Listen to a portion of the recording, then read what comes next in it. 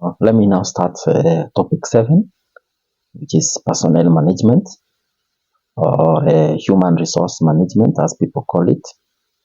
So this is topic 7. Other topics are in this same channel.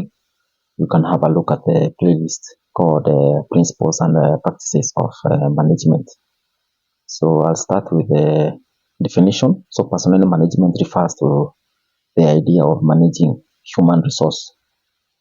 So you organize your human resource, that idea of handling people-related activities, the idea of the process of procurement of human resource. All this is done to make sure that organizational goals are met or objectives are met. So it's concerned with ensuring the organization is staffed with the right people who are enough, the quantity is enough, and also the quality of their skills, the experience is what the company needs. So the idea is that the idea of making sure that even they are also compensated towards the attainment of the goals of the company. So we can start with functions of the personnel manager. The person responsible for doing this is called the personnel manager or the human resource manager. So one of the functions the human resource manager does is setting general and specific management policy. He or she comes up with a policy of how employment should be done.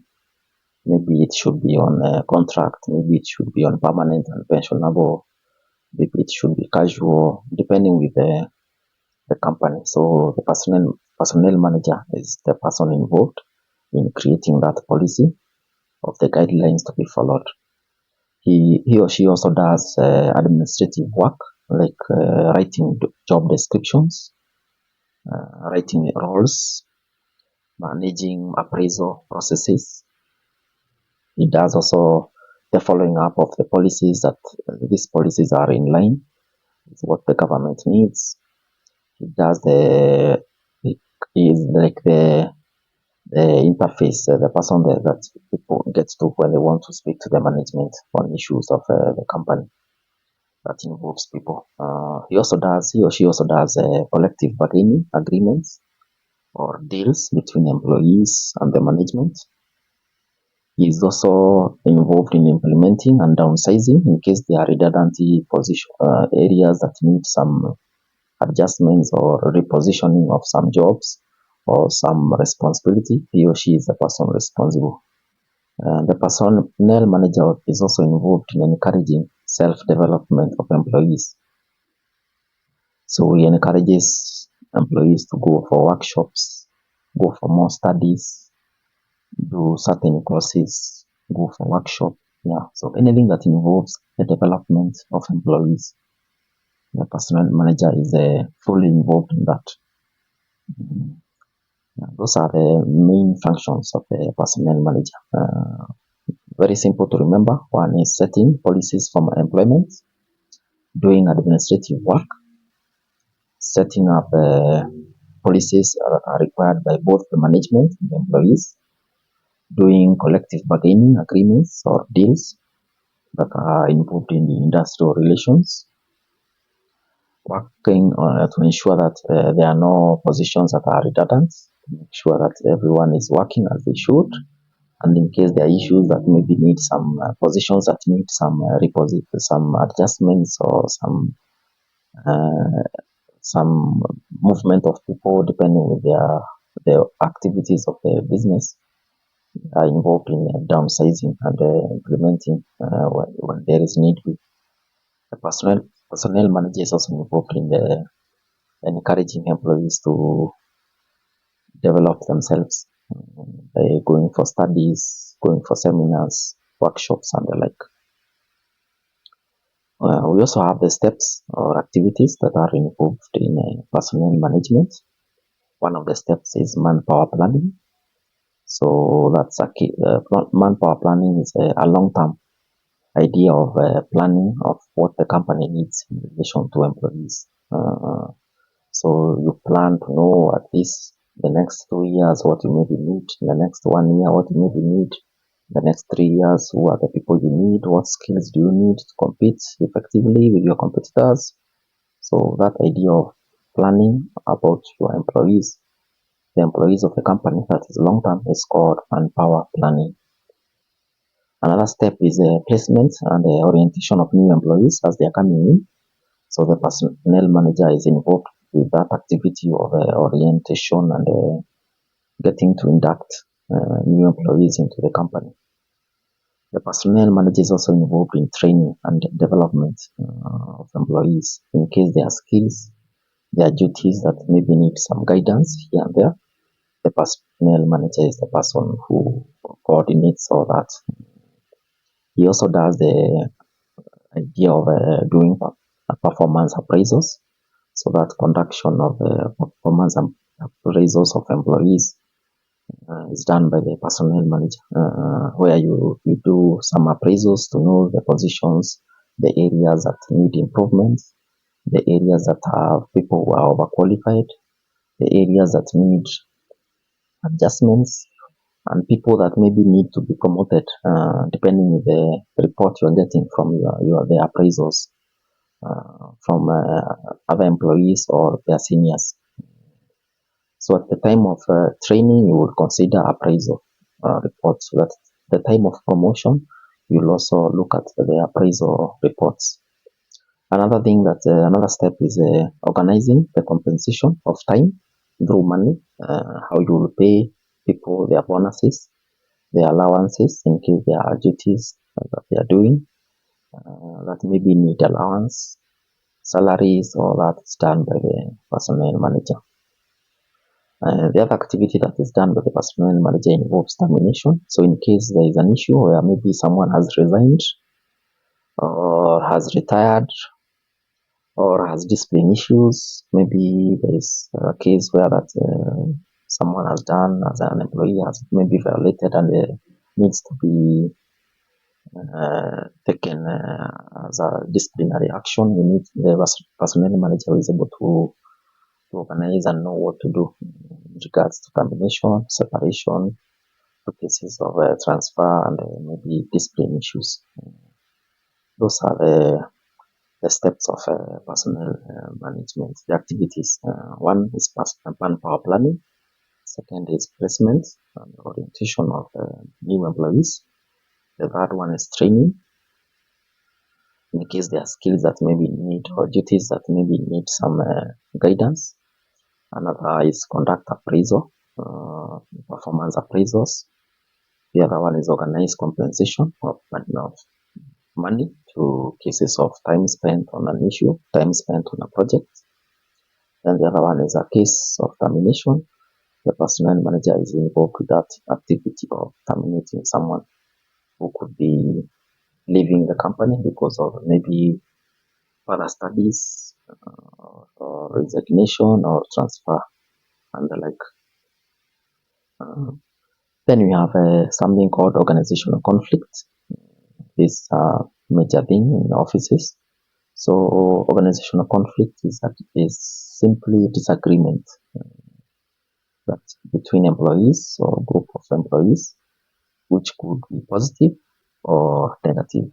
So the disagreement could be positive if it is of advantage to the company or to their clients. Conflict can also be negative if it is subjective. So this simply disagreement within the context of the organizational setting between individuals or groups or departments. Some conflicts can be encouraged, they are positive. Those ones that especially lead to better performance of the company, they are encouraged. And those ones that are to the contrary, they should be discouraged and the solutions should be identified for negative conflicts. So causes of conflict. One cause of conflict is multiple value sources. People values are maybe different. So depending on also how they've been brought up. So some value money, some value time, others value education, others value religion. So this different values and how people perceive different issues in the company, makes them have issues that are not in line with each other and therefore cause conflicts. So one is multiple value sources. Another one is individual interests. So interest of an individual may be in conflict with the company demands, so or company values, so that can cause conflict. Another thing that would cause conflict is competition between people or groups in a company, where there are conflicts of issues of competition that is not healthy. It may bring about conflicts in the company. Another one is a breakdown of communication. If there's breakdown of communication where some activities are done and others appear to be repeating them, so the idea of communication may cause conflict. Another would be if there is change in organizational culture, that would cause conflict in the company. Personal traits also bring about conflicts where someone is maybe too soft, another one is too aggressive. That may cause conflict. Another thing that may cause conflict is difference in goals, where individuals have different agendas. This idea of having different agendas may cause conflicts in the departments. Those are some of the causes of conflicts we have in a company. So how do you manage conflict? One is encouraging, especially the positive conflict. You encourage it. Another one is a preventive conflict. So those issues that are very sensitive, that can have arguments, you can find ways of avoiding them to discourage the idea of envy, mistreatment, or harassment. So some conflicts you as a manager you should find ways of avoiding. Another way is you can resolve some kind of conflict using strategic ways, depending on the scenarios you are facing. So some conflicts are supposed to be resolved. As you prevent others, as you encourage other kinds of conflict, you should also find the ones that you need to resolve. Some conflicts you also can manage them by avoiding them. So another method or way of dealing with conflict is to avoid or ignore, with the hope that they will fade away with time. So it also depends with the issue. Some conflicts, another thing you can do is compromise. So some conflicts you may need to find ways where the two parties that have issues come together, discuss to each other, exchange ideas, and get to learn what to do without one party feeling like they have been cheated. So some conflicts, the idea of compromising can come in.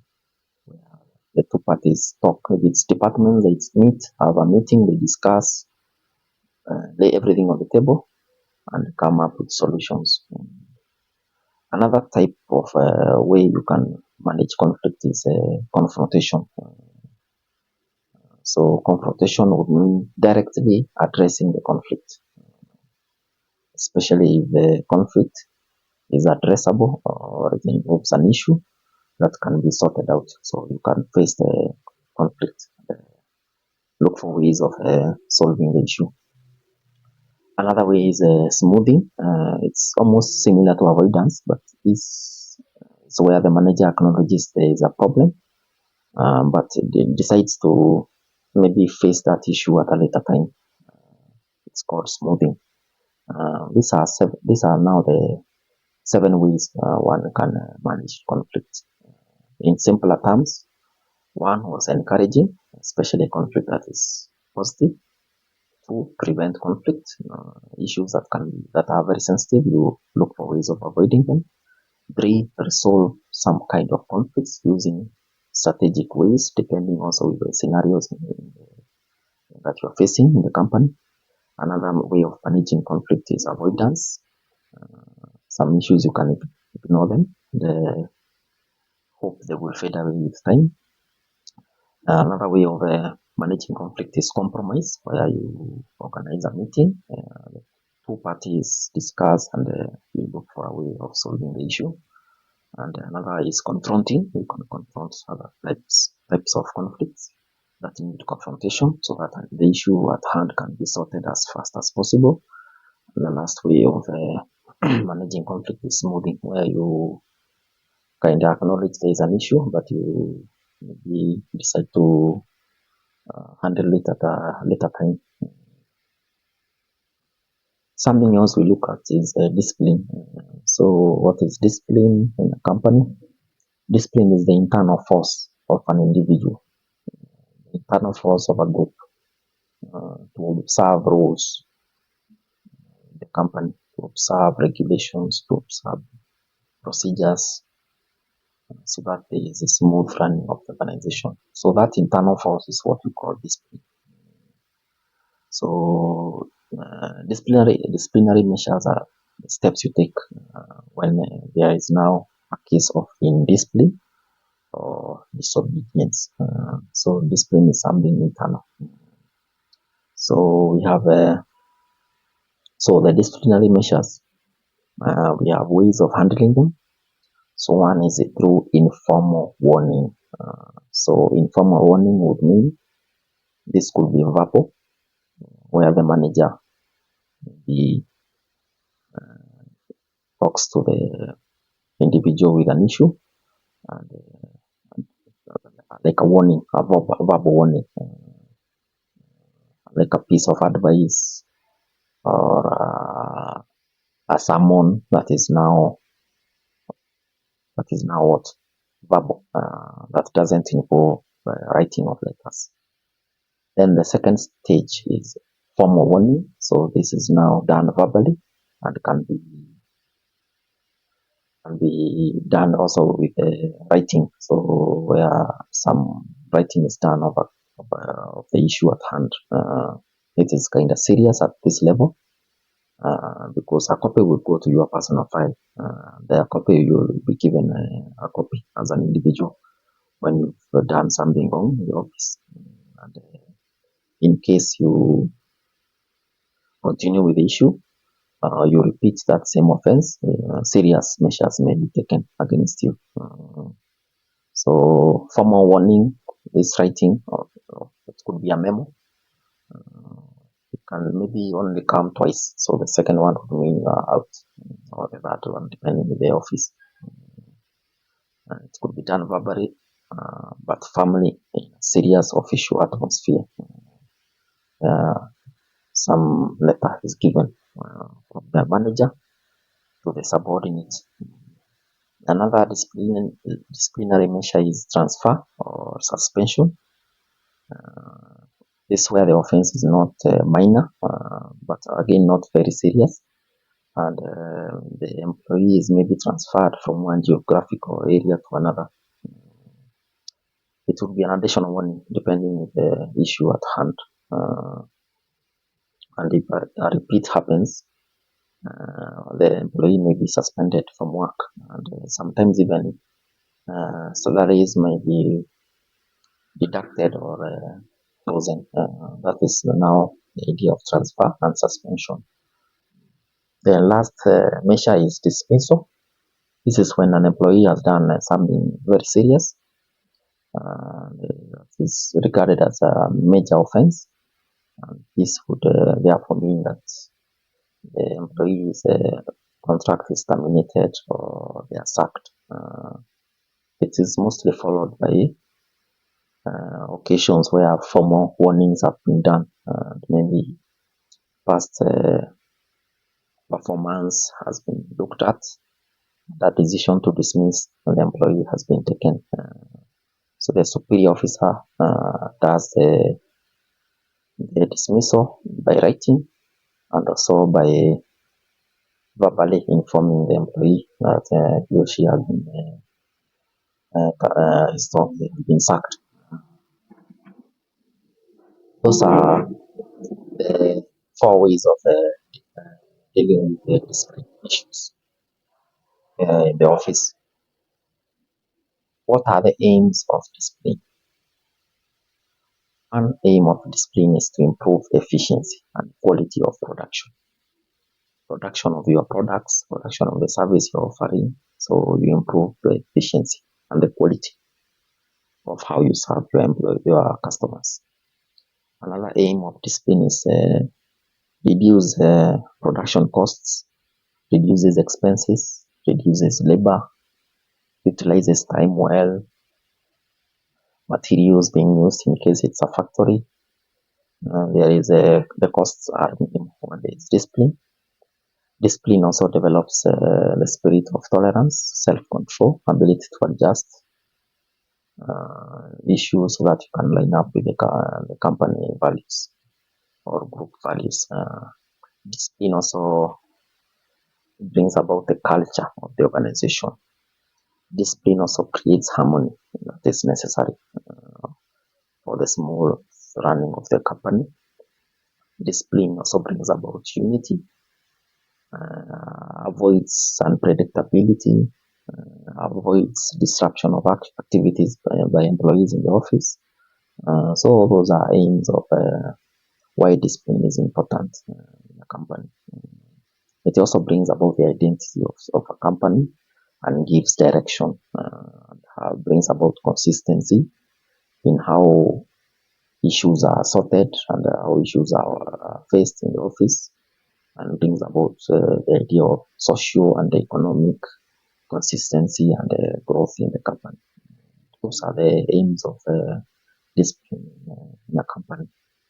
One I have said brings about efficiency and quality of production, reduces production costs, creates an organizational culture that reflects the discipline of the company, brings about harmony, brings about unity, reduces issues of disruption and predictability. It also brings about the spirit of tolerance, self-control, adjusting your personal issues to be in line with the organizational goals. Those are the aims of discipline. In this topic, we also look at industrial relations. So industrial relation is the formal relationship between employers and trade unions or groupings of employees. So employers or managers, that relationship being formal and how it is managed. So that idea of employees who are in unions where they maybe take their grievances and these grievances are addressed by that union uh, as as a as a representation of the employees to their managers. So that relationship is what we call industrial relations. It's the idea is to bridge a gap between management goals or employers' goals and the goals of the employees. Everyone has interests, so when these interests are in conflict, unions can come in and assist, especially their members. Objectives of industrial relations. So one objective is to safeguard interest of labor and management to ensure that there is better understanding of each party, looking at both sides from the point of a union, they're able to safeguard the interests of each party. Industrial relations also raises productivity. It eliminates issues of strikes or minimizes strikes. It also established the idea of growth in the industrial democracy. It also does the establishment of controls over sectors which operate maybe at losses. The government can assist these sectors by bringing together the unions and the management to a discussion meeting where the issues can be addressed. Those are some of the objectives of industrial relations. One is to safeguard interests of the labor force and the management of industries, avoid or reduce conflicts, look for ways of raising productivity, eliminate issues of strikes and go slows or picketing, and to establish government control over sectors which may be operating at losses. We also have types of unions. We have types of trade unions. One is craft trade union. This union consists of workers who are members of a certain craft of similar occupation. They come together, create a union. This could be teachers, like NAT, Kenyan National Union of Teachers. They are in the same craft, they do the same thing, and they now come together so that their issues can be addressed better when they are in unity, have a union. We also have another type of union called general type. This is comprises of members irrespective of their skills. So, irrespective of their skills or occupation, this could be workers from the lowest level to the highest level. They come together and create a union that is of general type. Another type of union is industrial type. This is open to members who are in specific industries. Come together, create a union, irrespective of their level of work, maybe managers, irrespective of where the level they are at, that they are working in one industry. So this could be flower industry, motor industry coming together and creating a union we call the industrial type of union. Then we have another type of union called the occupational type. This is mostly made up of members who are white collar jobs. So they come together. Some could be junior managers and as middle level managers, clerical staff that are in white collar jobs that come together to create a union that is referred to as occupational type of union. Those are the four types of unions we have. In a nutshell, one is craft trade union, same craft, same type of work, like teachers, nurses.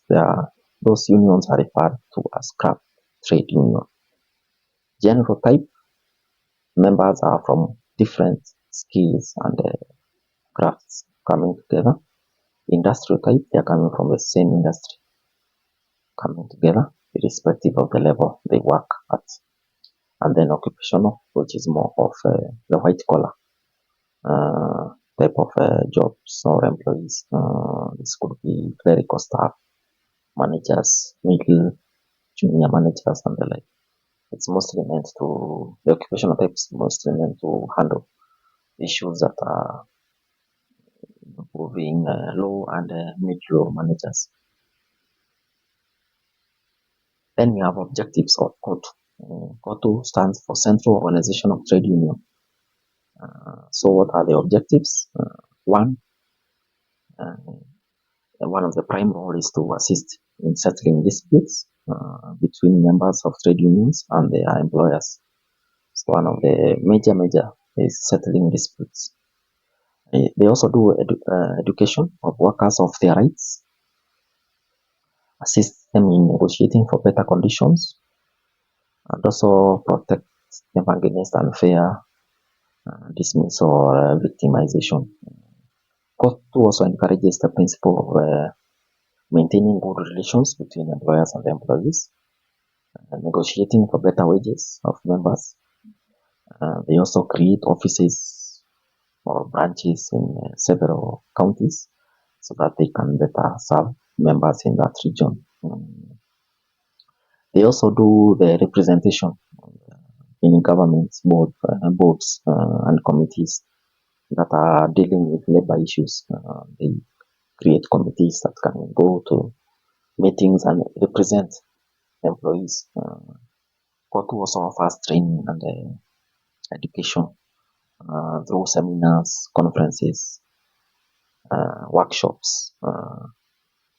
COTU also does the maintaining of money funds that are raised through membership fees monthly contributions, donations. So that's the body that does the maintaining of these funds and so spending that money in better serving their members. Those are the objectives of COTU in a nutshell. Assist in settling disputes, educating workers of their rights, and encouraging better relationship between managers and employees, opening branches to better serve people in different areas of the country, provide representation in government boards and committees that are handling labor matters. Another one is provide platforms like conferences, seminars where members can go learn and develop themselves. And then the last objective is to manage the funds that are funds raised by members who are raising through membership fees, monthly contributions, donations, and the like. Those are the objectives of COTU. Advantages of trade unions. Trade unions encourage a uniformed way of handling issues. Something they also do is maintain uh, uniform wages between throughout the industry. So people working in a certain level, they all get to earn the same salary bracket, not to have others being paid more than others. So they kind of harmonize salaries or wages. Another thing they do is negotiate with the management on behalf of workers on any issue. Another one is top management in avoiding unnecessary disruptions or settling of disputes. So they also help in creating a good relationship by raising issues beforehand when a matter arises from a member or from a section of the industries they are involved in. So those are some of the advantages. But we also have disadvantages. One disadvantage is that some unions are very powerful and maybe pushing for huge salaries of their members that companies cannot be in a position to offer. Another disadvantage of trade unions is sometimes when there is picketing or strikes, the production is low of workers. Another disadvantage is unions may use that union for selfish political goals, where they pursue or they get involved in politics at the expense of their members. Another thing is the union may tend to encourage inefficiency when it comes to what they are negotiating for, or when compared to the input workers are bringing in. So they may go for negotiating for maybe better pay that is not in line to what value an employee is bringing or employees are bringing to the company. Trade union also may lead to some companies going into bankruptcy because of terms that they maybe need to comply with coming from unions, conditions, work environment that can be very expensive for some companies. So some companies, what they do, they discourage the employees from joining unions because if they join unions, they may be obligated to follow certain rules that could be maybe very tough for them. Another disadvantage is sometimes very productive employees may quit their jobs to join unions on a full-time basis. Those are some of the disadvantages of trade unions. That's what this topic is about. You can, all the best from me. More topics, like I said earlier, are in this channel. You can review them. I will also be posting more other topics. Otherwise, all the best from me.